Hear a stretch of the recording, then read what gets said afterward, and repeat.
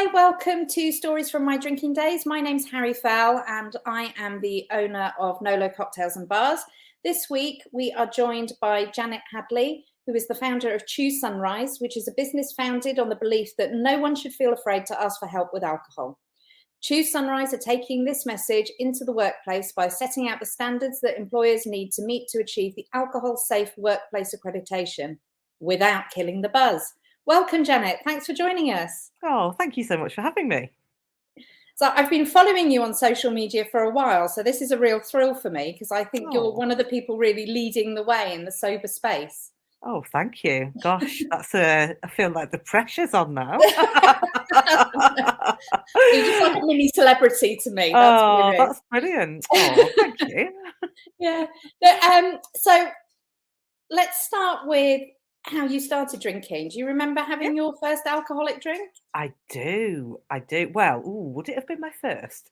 So I can remember having dipping my finger in whiskey as a young child, and I loved it. Do you know what? You know, most people say, "Oh, no one likes alcohol at first." I loved it. I absolutely loved it. I do wonder whether I was given whiskey on my dummy because it's the kind of thing my nana would have done, actually. Um, and I just wonder whether I had a taste from it from a very, very young age. I loved sherry. My mum and dad used to have sherry in the cupboard, and I used to steal it and drink it as a child, primary school sort of child. Yeah. Then I can remember being about 12, I think, and managing to get served in Morrison's a 4-pack of some kind of cider and drinking 2 of them. Me and my friend Rachel drinking 2 of them each, and I just remember throwing up the next morning. Yeah, you know, those sorts of things. I was quite a good child. I know that doesn't really sound like it, but I was quite I used to get called a swot at school. I was a bit of a geeky kid. I followed the rules. I did all my homework. I was quite smart, so I did well at school. And I wasn't very popular. I didn't really have loads and loads of friends. And I I don't know quite exactly what happened, but it was like a switch flicked around the age of 14, and I I guess I just hormones kicked in, and I just had this huge teenage rebellion. In fact, you know, I know what it was actually. It was that everyone else was allowed to go to the under 16s disco, under 18s disco, and I wasn't allowed to go because my dad didn't want me going into town at whatever time of night, even though it was probably only about 7 p.m. because my dad was super strict. And I was like, fuck this. I am not having it. And I just went absolutely bonkers and started drinking whenever I could, going to pubs, having unsuitable boyfriends, taking drugs, getting brought home by the police, having a great time. I loved it. But yeah, I was just turned into a classic tearaway teenager. So yeah, I was a badass for a few years. I was horrible. If my kids did a quarter of what I did, I would string them up. Yeah. So did that kind of set the pattern then for a while, or did you kind of get that out of your system? No, well, what happened really was I did take quite a lot of drugs in the 90s because it was like the rave scene was massive. I was really into clubbing. And then I kind of got really depressed, which is definitely a result of, you know, I think it's a result of messing around with your brain chemistry when you're in your teenage years. And I decided to just totally stop taking any drugs because they were really messing with my head. But then I just started drinking more, and actually alcohol became like my thing. And this was kind of like, it was still the 90s, and people like Zoe Ball and Sarah Cox, they were like the ladettes who were down in pints and keeping up with the boys. And then I went into the workplace, and I can remember my mates saying, "Oh, you might have to tone down your drinking a bit when you get that fancy job at the big corporate office." I was like, "Yeah, I might have to." But after a few weeks, I was like, "No, I need to ramp it up It's like this work hard, play hard culture where everyone gets completely wasted on Fridays and Yeah. sometimes Thursdays, and like the sales directors doing shots at 4 a.m, and if you're not there, you're not part of the in crowd. It's like everything was just, it just felt like everything was normalizing binge drinking when I look back on it. Like it Yeah. was essential to be a binge drinker, to be anyone, like to be cool, to be seen, to be promoted, to be a bit like my favorite celebrities. Like all my role models were binge drinkers. And that's, I just never saw, I just thought it's what everyone did, actually. I I, genuinely thought was it's what this in the everyone did. 90s? Yeah, it I probably think is we what everyone were all did. doing it. Yeah, I think I know. I say to my kids, like, I don't think you would have survived the 90s. They were brutal. No, I don't know what industry you were working in at the time, but I was an estate agent in London, and we definitely had the Yeah, party hard, work hard. Um, yeah. We were in retail, yeah, right, in yeah, grocery retail, so yeah. yeah. Massive, So massive. Yeah. yeah, so every Friday night we would all go out because we'd all have a big company meeting on the Friday in central London, and then it would just be natural for everybody to go out after that. Yeah, And yeah, then most of us would have to work on the Saturday because we were in yeah, estate agency. And then again, lots of people would go out on the Saturday night as well. yeah, yeah. And then It's crazy, Sunday isn't we'd it? all sleep. Yeah. Yeah, yeah. Oh god, yeah, I never did anything on a Sunday No, for the whole of the 90s. yeah. I don't think like, how insane is that? I know, a seventh of your week where you did Yeah, nothing at all. nothing. Yeah, it's just written off, completely written off. Yeah. Yeah, Wow. yeah. Oh, how awful. Yeah. So having got into kind of that binge drinking cycle, and working hard, playing hard, what did that change at some point?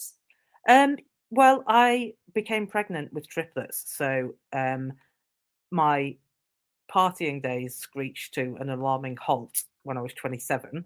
I wasn't, even trying to get pregnant, so it was just, like, a complete shock. Oh, so I didn't drink at all when I was pregnant, although, well, I might have had a drink before I knew I was pregnant, but actually, it made me feel really sick. So I did try and drink when I was pregnant. I just, have a cheeky glass of wine. But yeah, it just made me feel really ill, so I didn't.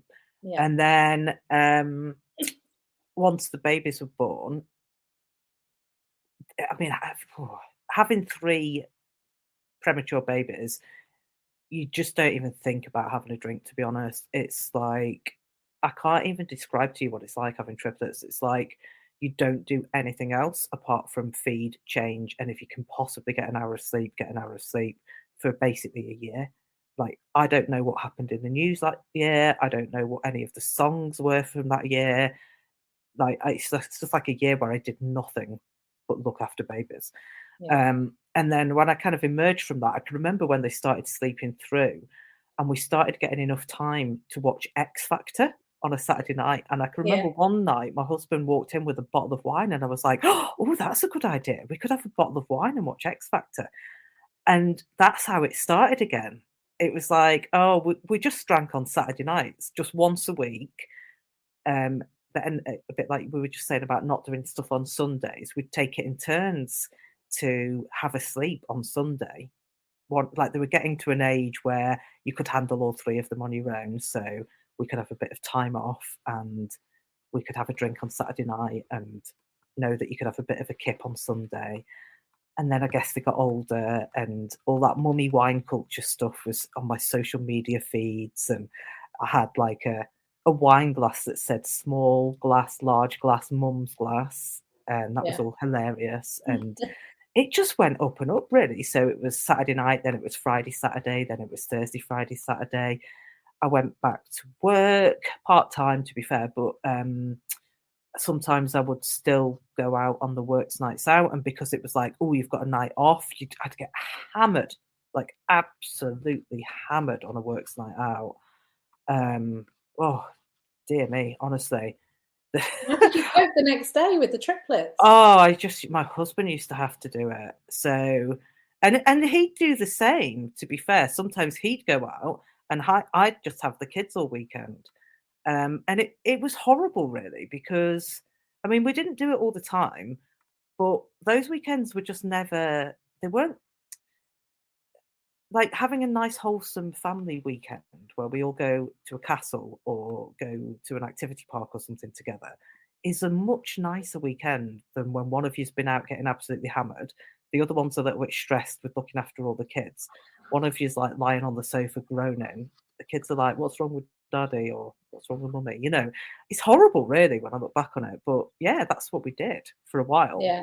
Yeah, horrible. Yeah, I really wish that I'd met someone who inspired me to stop drinking sooner in my life, because I genuinely didn't know any other way to socialize or to have fun or to relax or unwind or to de-stress. I just turned to drink every single time. Um, and I've wasted a lot of time by doing that, which is a bit sad Yeah. really. Yeah. Yeah. I'd agree with that. I think I wasted a huge amount of time. Yeah. Yeah, Yeah. definitely. So what happened to make you change then? So fast forward quite a few years, and I had some really awful news. So my husband was diagnosed with a brain tumor. Um, so that was 5 years ago, and we thought that he'd be dead within a year or two, and he's not. He's still alive, which is great, but Yeah. I didn't know that. He had two major operations. After the second one, he couldn't walk, and he had to stay in hospital in this kind of rehabilitation place for 3 months, learning to walk again as an inpatient.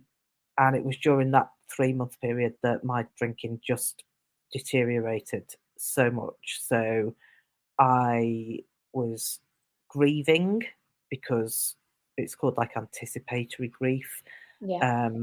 I was really anxious about being a single mum and being left to look after the children without that support. I was worried about money. I was worried about keeping my job.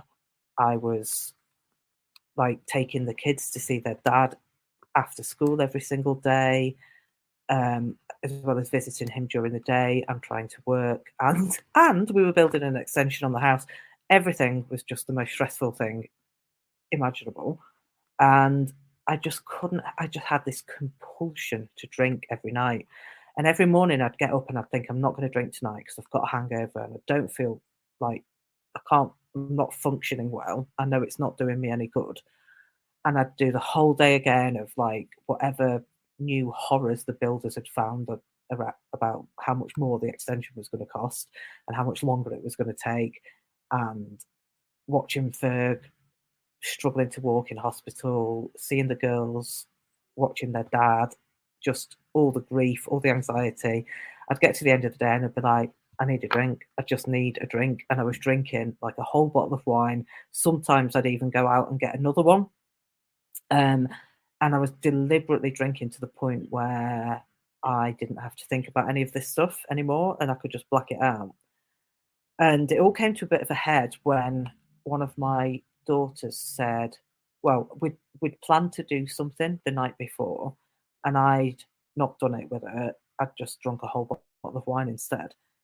And in the morning, she was really sad, and I said, "Are you okay?" And she said, Mummy, I wish that you would be a better role model for us." And I just thought, oh my God, like it cut into my heart. Yeah. And I just thought, her dad's dying and her mum is becoming an alcoholic. What am I doing? Like, what chance have these kids got if I don't pull myself together, really, to be honest? So, yeah, that was I suppose, my rock bottom, as people call it, don't they? That was my Yeah. lowest moment. And I didn't stop straight away because I had a few failed attempts and things like that. But it was that I would pinpoint that as the moment where I decided to change. Yeah. Yeah. Mm. Yeah. Well, that's so much to go through. Yeah, That is a huge yeah, amount of stress and anxiety. And yeah, yeah, but it yeah. must have been awful to hear your daughter say that to you. Oh, it It's was just horrible, and yeah, it upsets me even now, really, when I think about it. The only positive that I can put on it is that, you know, I have changed, and they have had lots of years now of seeing a sober role model as a parent, which is, Yeah. you know, like something to be really proud of, and something that some children never get. I never had. So, you Yeah. know, at least what they have witnessed is that you can change your behaviour, and that you can make a fresh start, and that you can do things differently if you choose to. Yeah. So, you know, there's some real positives to it as well. But I do Yeah. wish that, well, I just wish that none of it had happened, really. But I wish that I'd got sober anyway. Yeah. But Yeah. yeah, you know, we all Yeah. have traumas, don't we? The thing is, when you turn to alcohol for every like occasion, so for every celebration, every commiseration, every bit of stress relief, every time you should be putting self-care in place, you just use alcohol instead. Then when you do have some kind of life event, whether it's, you know, a divorce or a bereavement, or even just the loss of like a friendship or the loss of a job or something happens, that's when you're at real risk, I think, of becoming like accelerating your drinking and getting to a point where, Yeah. you know, things are starting to become really quite dangerous and Yeah. scary. And I think it can happen to anyone, because we all have life events. No one knows what they're going to be, but we all have them. Yeah. Well, I Um, think even with the pandemic, that happened to quite a lot of people, didn't they? You it know, did actually. yeah. Yeah. Yeah. That was their life event type thing, because Yeah. people were losing jobs and businesses, and, um, you know, but people grieving for holidays. I was like, poof, yeah, yeah, you're not going to go on holiday, but I was very unsympathetic. So I was like, Yeah. try getting travel insurance for someone with a brain tumor. Yeah. Yeah. Yeah. Missing out on a holiday is not the end of the Yeah, I world, was is it like, it's really really? not that Yeah. bad. Yeah. Yeah. I think we could just chalk that one down to first world problems, really. Yeah, definitely. Yeah. But I know that a lot of people did find that their alcohol consumption really changed during Yes. that first lockdown in particular. And I know Yeah, for me, I'd given up in 2019, and I was really pleased that I wasn't drinking when I bet you the were. lockdowns happened, Yeah. because I run a hotel, and running a hospitality business going into COVID and all of those lockdowns was incredibly stressful. Oh, I bet it And we was. actually Yeah. moved into the hotel, which was full of alcohol that nobody else was Oh, going of to drink. course. Yeah. So Yeah. Yeah. I think I would have been on the wine every night Yeah. if I hadn't already been Yeah. sober. So I'm really pleased that I got sober before that happened. Gosh, yeah. That's lucky, isn't it? Yeah. Yeah. So you mentioned that you had a few failed attempts at giving up alcohol. What made your last attempt successful? I think getting some specialist help is what made it successful. So I went to my workplace employee assistance program, and asked for help. And I'd actually found a local counsellor, a specialist alcohol counsellor, and I wanted to go and see him. And I knew that they provided funding for therapies. And they said no, I couldn't go and see him because there's an exclusion clause for rehab. I was like, I don't need rehab. I just want to see this guy. And they were like, no, it's classed as rehab because it's recovery therapy. You can't have it. You can have some normal counselling. And I actually went to private medical insurance that was provided by my employer as well, and got exactly the same story. So I ended up going and seeing a general counsellor, and I went to my first meeting, and I told her why I was there and that I was worried about my drinking. And she asked me how much I was drinking, and I told her.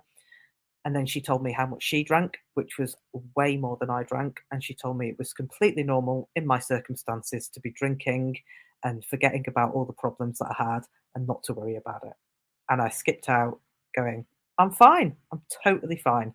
Didn't go back, just thought, I'm fine. Carried on drinking. Then sort of, yeah. That's quite shocking, isn't Yeah, it? it's awful, isn't it? Yeah, Absolutely really awful. awful. Yeah. And then a few months later, after I think it was I don't know exactly what it was that triggered it now, but it I basically woke up one morning just going like, I really, really, really, really, really cannot carry on like this. And I just sent an email to the counsellor who I was gonna see, to see how much it'd be. And it was only about 40 or 50 quid a session or something. I was like, oh, I'll just pay. It's fine. I'll come and see him. And it changed my life. Like, he was amazing. Absolutely amazing. And he said to me, because I said, oh, I want to learn how to drink normally. I didn't want to stop. I just wanted to learn to drink normally, which is what everyone says, isn't it? And then he was like, okay, well, I normally work with a 12-week period of sobriety. And then at the end of the 12 weeks, you can go back to drinking. And I was like, okay, that's fine, as long as I can go back to drinking. And of course, by the time we did 12 weeks of therapy and 12 weeks of not drinking, I was like, I'm never going to drink again. Like, I don't want to. Why would I go back? And he's like, yeah, obviously he knew that would happen, but he didn't say so because I wouldn't have believed him. So yeah, what an amazing guy. And during that time as well, I joined Janie Lee Grace. She does something called the Sober Club. I joined her Sober Club. I found a lot of great connections on there. They really helped me. I read a lot of Quitlet.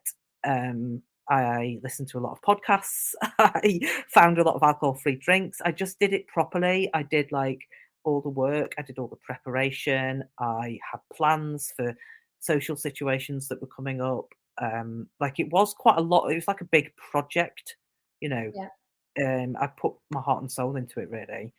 And yeah, I think a combination of getting the right inspiration and the right preparation, and then also the information, like understanding what alcohol is and how it works, all of that stuff really helped me.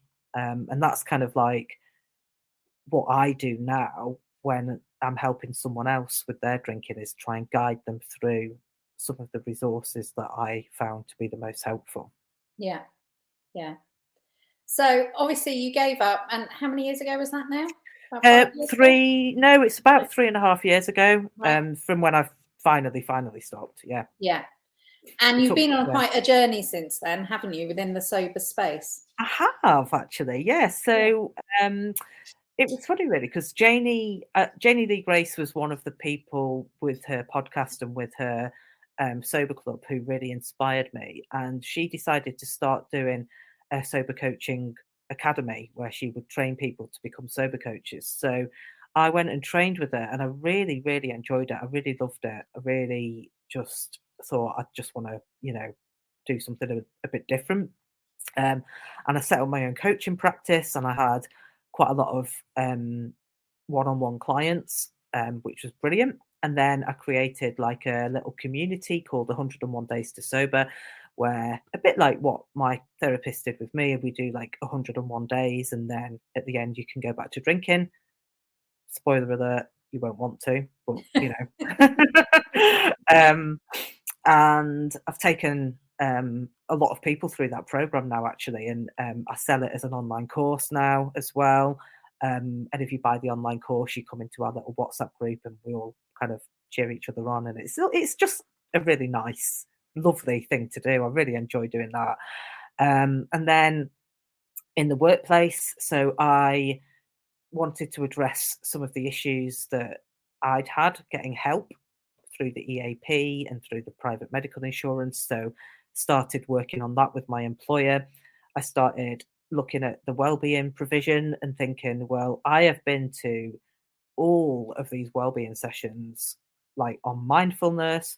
I've done yoga, I've done the healthy eating, I've done the sleep hygiene, I've done the running, I've done all the things, and nobody ever thought to say anything about alcohol in all of this wellbeing provision. And yet, like, I've never felt more alive than since I stopped drinking. Like, how is it not part of the wellbeing program that alcohol might be putting a wrecking ball through every single pillar of your wellbeing? Like your mental health, your physical health, your financial health, your relationships, your ability to have mindful moments. All of it. All of it was wrecked by alcohol. And so I started kind of doing wellbeing sessions, and it evolved into a peer support network.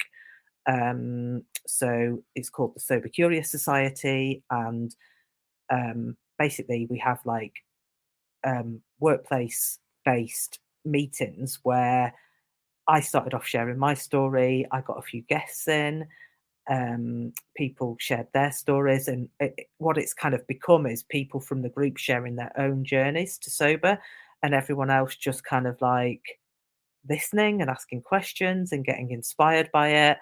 And then we record the sessions, and we've got them all on like a little portal, so people just like, it's become quite a valuable like resource of lots and lots of different topics that we've talked about relating to alcohol. So that's just been absolutely fantastic. And then I've more recently been taking all of that stuff that I did with my own employer and selling it into other businesses. So setting up peer support groups across different employers and different sectors, doing wellbeing provision, doing line manager training, doing inspirational talks, all of that stuff, and also looking at policies and looking at the EAPs and the insurance and what support is provided for individuals. And then I've bundled all of that up into the Alcohol Safe Workplace Accreditation, which basically sets out the standards that employers need to meet to be considered an alcohol safe workplace. And that's kind of where I'm up to. Oh, and I've created a sober business network as well. Yeah. You've been busy, I've been really busy. Yeah. Really busy. Yeah. And so when people say to you, how do you do it all? What do you say? I say software and tech. I say employing my own children to help me, and just sober superpowers, really. Yeah. But Yeah. I think everybody I've spoken to says that they couldn't do as much as they did if they were still drinking. Oh, So, God, no. yeah. Well, I think the thing is, like, your mind is so active when you don't drink. Like, for me, I do wonder sometimes if I have ADHD actually, or like some kind of neurodiversity, because my brain is just so active since I stopped drinking. I just want to be doing stuff all the time, and it's not, to me, it's not like work when I'm doing all the like the sober business network stuff. I just really enjoy it. I just love connecting people and helping people to grow their businesses. Had some really good wins from the network in the first months. I can't really tell you about a couple of them yet because they're to be revealed, but I think we're going to have a merger of two businesses in the network at some point. Oh, brilliant.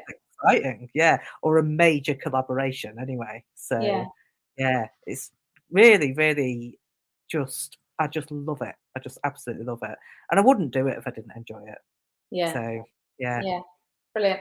So, what do you say to your children with regards to alcohol? Because obviously they're teenagers now. Yeah. They are 18, aren't they? Yeah, they are. Yeah, they're 18. Obviously, there's absolutely no point whatsoever in trying to ban alcohol. That would be silly.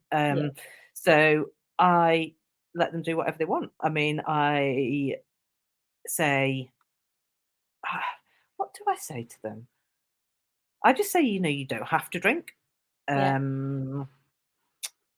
They are actually they're nothing like I was. Like, they don't drink to the levels that I used to drink at. They will have a few drinks. But what I think is a bit different about this generation is that, well, for a start, no one can get served until they're 18 because everywhere is so strict with ID. So they genuinely didn't start drinking until they were 18. Not apart from the odd drink here and there. They really didn't drink much until they were 18. And then it's so expensive. They can't afford to go out and drink the amounts that we used to. And they don't want photos of themselves to appear on social media when they're under the influence. So they don't really want to drink to those levels either. Yeah. And the only real times that they've got drunk have actually been at home. When, their dad did a cocktail night for them. And they all got really drunk. He got really drunk as well. And they all thought it was really funny. And then no one would admit that they had a hangover the next day, even though everyone was really grumpy and tired. Like, okay.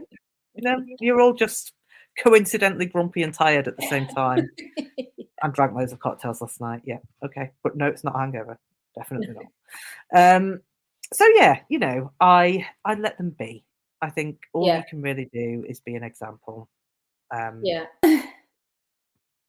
I think leaving kids to their own devices is a really good idea, actually, because to me, alcohol it's a personal decision, isn't it?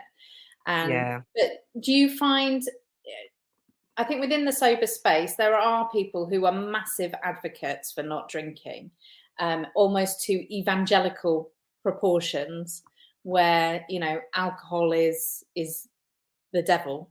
Yes. Do you think that sort of narrative is helpful, or you think No. no? No, I don't actually, because most people are drinkers, and it's very confronting. Even just when you say to someone, "I don't drink," you've not said anything about their drinking, but the first thing they always say is, "I don't really drink that much," or they explain why their drinking is okay, Yeah, every single time.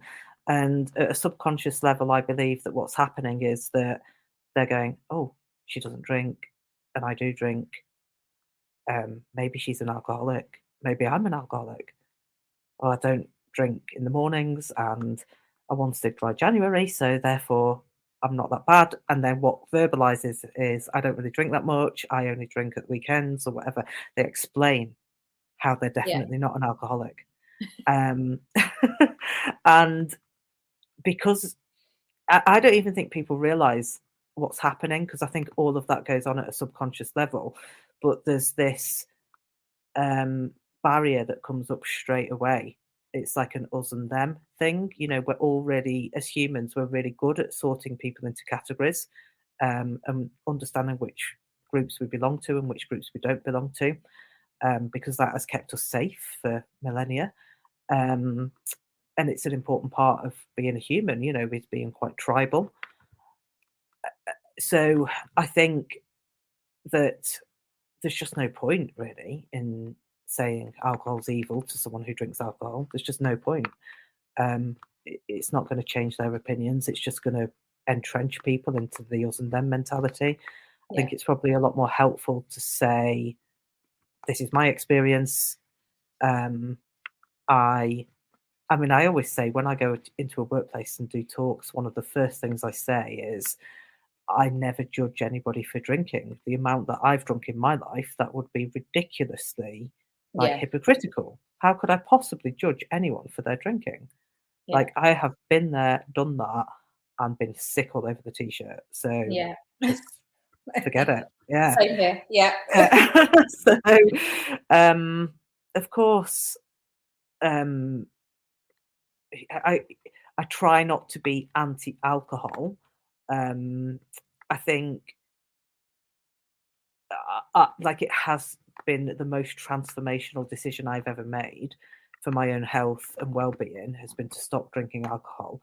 So obviously there is something anti-alcohol about that. But I also really understand why people might not need to. Like, I think I do think that at some point, some research will probably tell us why some people kind of sink into the quicksand faster than others with alcohol. Like, I sank yeah, really quite quickly. Other people, like, genuinely seem to be able to have a glass of wine and stop, which I could never do, even when I was no, young. No, yeah, I could never do that. yeah, So we know that alcohol affects the way that signals are transmitted across the brain in very simple terms, and effectively your decision making ability is slowed down and is sort of slowly disconnected. So, like, um the prefrontal cortex is not in control in the same way it normally is. Your ability to make decisions diminishes. I feel instinctively that that probably happens more in some people's brains than others. And in mine, it just seems that, like, as soon as I have one drink, the fuck it button has already been pressed. And I'm yeah, already, like, in my head, I'm already into, like, the second bottle of wine. Just yeah, the minute that I, like, would smell alcohol, I'd be like, I'm going to be out till dawn. yeah, yeah, It just, I could never, ever, ever, ever stop at one drink, ever. I wouldn't have one. If I knew I couldn't go out and drink all night, I wouldn't have one. What would be the point?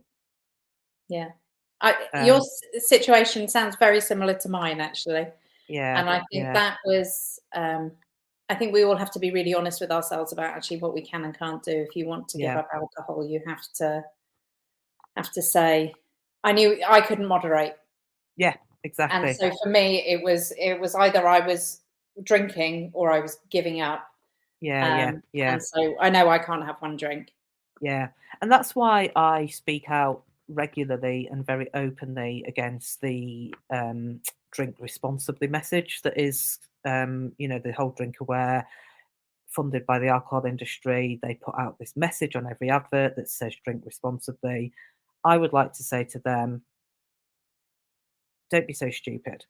You are selling a substance that switches off your ability to make good decisions and then telling people to make good decisions after they've taken it. So, frankly, that's ridiculous.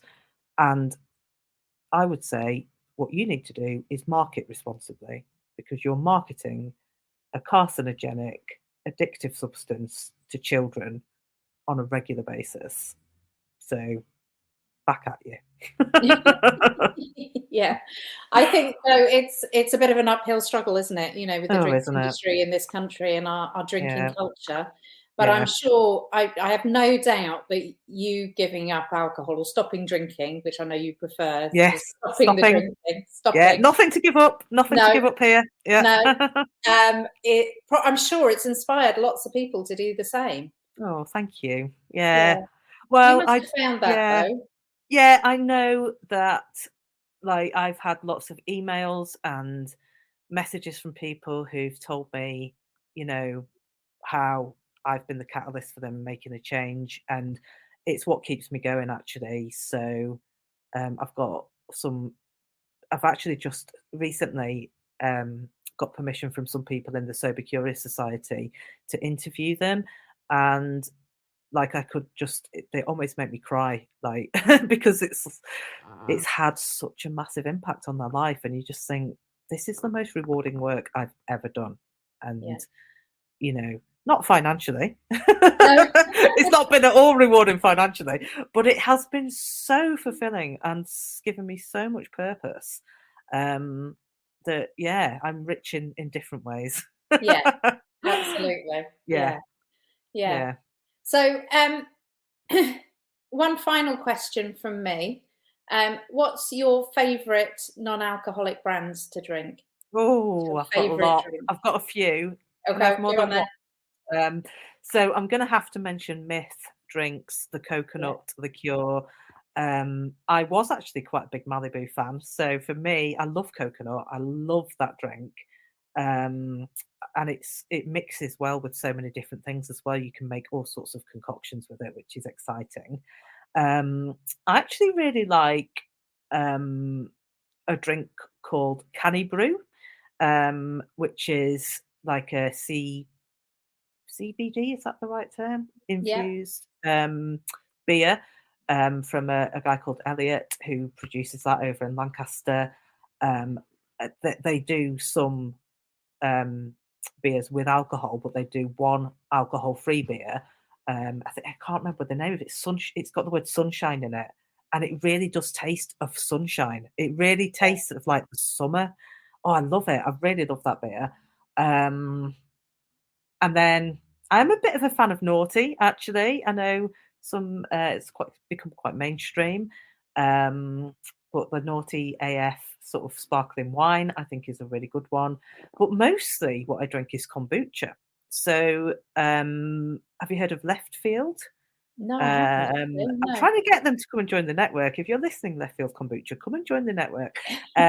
They are based just north of the border in Scotland, on like the east coast. Can't remember the name of the place, but just north of Berwick-on-Tweed. And they make the most delicious kombucha. They only have 4 variants, and none of them have got any fruit in. They're just tea. They're just 4 different really high quality teas, and they are absolutely gorgeous, and I have one of those every single night. Yeah, It's like my little thing. Yeah, yeah. yeah, Well, I am definitely going to check them out. I love the yeah, fact that you've chosen all pretty small brands actually as your yeah, favourites rather than Yeah, the some of big, the more mainstream. yeah, trying to support brands that are not invested in by the alcohol industry as well, because I just think, oh, there's such an explosion of innovation in the alcohol-free drink space, and the whole category has been created by entrepreneurs who are trying to do the right thing, trying to give like the sober community what it wants, and they're doing a brilliant job of it. And they're being prevented from like real scalable commercial success because the alcohol industry owns all the distribution points, and they're pretty much paying to keep them out. And I just think it's really sad because there's a Yeah, real case here for the consumer, um, to give consumers what they actually want. Like if you consider how many occasions in pubs are alcohol free, how many cokes and lemonades and cups of teas and alcohol free beers do they sell, and then you showed all those people the massive array of innovation that there is from the small producers, they 100% would want to buy that stuff. yeah, But they, like the alcohol-free drinks, get a bad name because people try Beck's Blue or flipping Seedlip, and it's rubbish. It's just absolutely rubbish. And they think, oh, I don't like alcohol-free. And it's like, no, you've just tried the absolute rubbish. yeah, yeah. I mean, there's so many different products out there, isn't there? But obviously, Yeah. if we're not supporting those brands, they won't last No, because no, and no one's making any money in the industry. no, Honestly, it's absolutely criminal, actually. I would go so far as to say I think it is criminal what's happening, because at the end of the day, there's like 8 companies, aren't there, that control all of the alcohol distribution, and they're not gonna let that go easily. But it's verging on a conglomerate monopoly, really. yeah. Probably shouldn't say that. I might get sued by the alcohol industry, but which I can't afford. No, none of us can afford anything. No, but it's not right. It isn't right the way the world works, the way the distribution points work. I get it. It's capitalist, isn't it, really? Yeah, But like you were saying, I think before we started recording, a lot of these brands are having a lot more success overseas. Like it does feel like in the UK, there's not as much regulation that's preventing smaller businesses from flourishing. Like yeah, they've got too much power here. yeah. It definitely is a problem. And I'm all for supporting the small brands. I think it's Yeah, really important, and yeah. I think it's more interesting. Oh god, yeah, isn't it? I mean, who wants to drink Beck's Blue all day? Ugh. Yeah, and choice is good, isn't it? That's what we Exactly. want. We want a Yeah, choice. So yeah. And that's how capitalism is meant to work. yeah, But then if yeah, it fails when you get really, really, really big.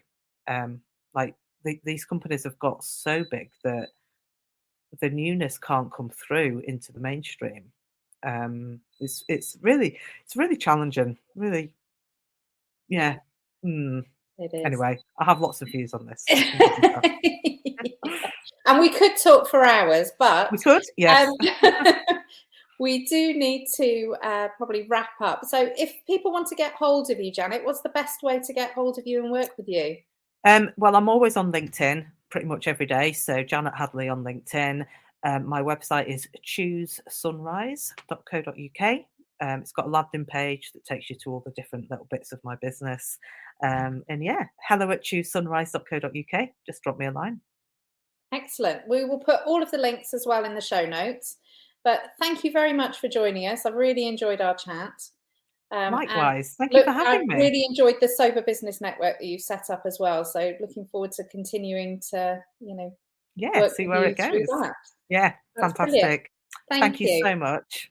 So you have been listening to stories from my drinking days, and my name is Harry Fell, Nolo Cocktails and Bars. Thank you very much.